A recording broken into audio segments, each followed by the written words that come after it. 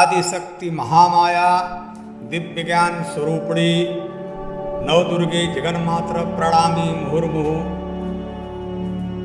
हम आपको द्वापर में जब कृष्ण जी उत्पन्न हुए तो इसमें आदिशक्ति महामाया की सबसे बड़ी भूमिका थी, जिसमें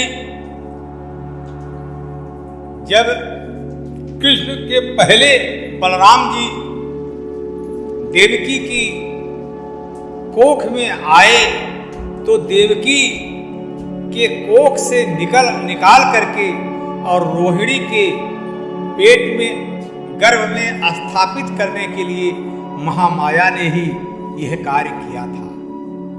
और इसके बाद जब स्वयं नारायण देवकी के गर्भ में कृष्ण के रूप में आए तो महामाया जसोदा के गर्भ में लड़की के रूप में प्रविष्ट हो गई। जब दोनों शक्तियों का एक साथ प्रादुर्भाव हुआ यानी पैदा हुए तो उस महामाया ने ही वासुदेव से कहा कि आप इस बालक को लेकर के और गोकुल में नंद के घर चले जाइए। वहां जसोदा रानी की यहाँ एक कन्या पैदा हुई है, इस बालक को वहां सुला दीजिए और उसको लेकर के आप चले आइए। ये आदिशक्ति महामाया का काम था। उत्पन्न होने के बाद जब वासुदेव जी उनको लेके चले उठाए तो इनके हाथ की हथकड़ी बेड़ियां जेल के दरवाजे सभी का निद्रा में सो जाना ये सब आदिशक्ति महामाया ने ही किया था।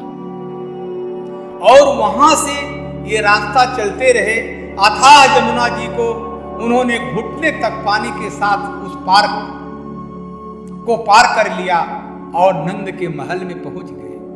वहां भी नंद रानी के प्रसव हुआ, इस बात की उनको जानकारी ये नहीं हुई कि उन्हें क्या पैदा हुआ। वो भी निद्रावस्था में थी, घोर निद्रावस्था में थी। धीरे से वासुदेव जी पहुंच गए और बगल में कृष्ण को सुला करके नार व्यवहार के साथ और उस नार व्यवहार के साथ उस कन्या को लेकर के जब जेल के अंदर चले आए तो सारे फाटक हथकड़ी बेड़ियां सब उस माया के प्रभाव से ही सब ठीक हो गई। और थोड़ी देर के बाद पहरेदार वगैरह सब जग गए और कन्या रोने लगी। जब रोने की आवाज सुना तो वो सब जाके कंस को बुला लाए। कंस ने इसको मारने के लिए, जबकि देवकी ने बड़ी प्रार्थना की, ये तो कन्या है कैसे मार सकते हैं, लेकिन कंस कुछ नहीं सुना। उसने पैर पकड़ करके जब पत्थर पे पटकना चाहा तो हाथ से छूट करके आकाश में चली गई और दुर्गा का रूप धारण करके बोली, अरे दुष्ट, तुम मुझे व्यर्थ मारने का प्रयास कर रहा है, तेरा तो मारने वाला इस धरती पर पैदा हो गया है। वहीं कंस पगला गया। और वहां से जब वह आदिशक्ति महामाया मैं न्यार व्यवहार की आकाश मार्ग से जाकर के विंध्याचल की पहाड़ी पर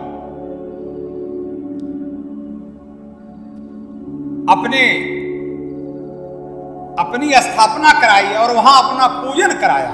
और पूजन कराने के बाद फिर वहां से वो जाकर के कामरूप कामाख्या में अपना नार विच्छेदन कराया। इसलिए ये दोनों स्थान जो हैं विंध्याचल और कामरूप कामाख्या, ये आदिशक्ति महामाया यशोदा की पुत्री नंद की पुत्री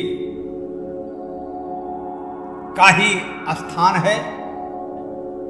और इस समय उसका मंदिर एक मथुरा में भी बनाया गया है तो मथुरा, विंध्याचल और कामाख्या, ये 3 स्थान उस आदि शक्ति महामाया के हैं, जो आज भी इस कलयुग में भी इसकी बड़ी मान्यताएं हैं और लोग जाया करते हैं, विंध्यवासिनी की पूजा करते हैं। नवरात्रि में सब जगह मेले लगते हैं। कामाख्या के यहाँ तो लोग तंत्र मंत्रों की सिद्धियां भी करते हैं। ऐसी आदि शक्ति की शक्ति को प्राप्त करके, उनसे तंत्र मंत्र की सिद्धि करके कुछ लोग अपना जीविकोपार्जन भी चलाते हैं। लेकिन यह शक्ति, यह माया, यह महामाया, आदि शक्ति, सर्वशक्तिमान मनुष्य इस मानव जीवन को या सभी जीवों की रक्षा के लिए हमेशा तत्पर रहती है। कभी भी जब भगवान शंकर इस आदि शक्ति के विशेष रूप से,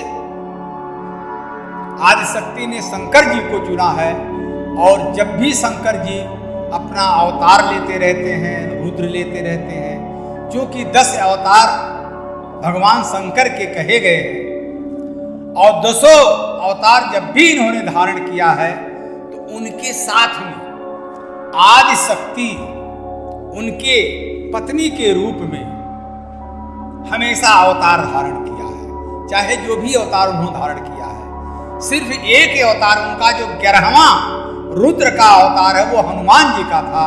हनुमान जी के साथ कोई आदि शक्ति नहीं है, वो स्वयं सर्वशक्तिमान है। लेकिन 10 में शिव हों, या जब शिव जी ने महाकाल का रूप धारण किया तो उनके साथ में महाकाली के रूप में आदि शक्ति ने उनकी अर्धांगिनी बनकर के और कार्य किया। इसके बाद जब तारकेश्वर के रूप में शंकर जी ने अवतार धारण किया तो तारा के रूप में इनके साथ रही।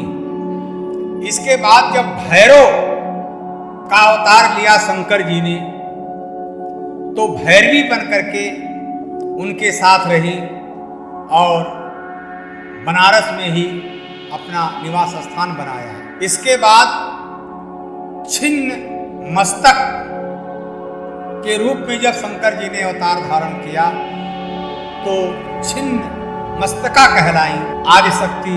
इसके बाद जब धूम्रपान अवतार शंकर जी ने धारण किया तो धूमावती कहलाई आदि शक्ति दुर्गा जी। इसके बाद जब बगला मुख रूप धारण करके अवतार लिया भगवान शंकर ने तो उनके साथ में इस आदि शक्ति ने बगला मुखी बन करके अपना जीवन निभाया उनके। इसके बाद मतंग के रूप में जब अवतार लिया शंकर जी ने तो उनके साथ में मतंगी बनकर के आदि शक्ति ने उनका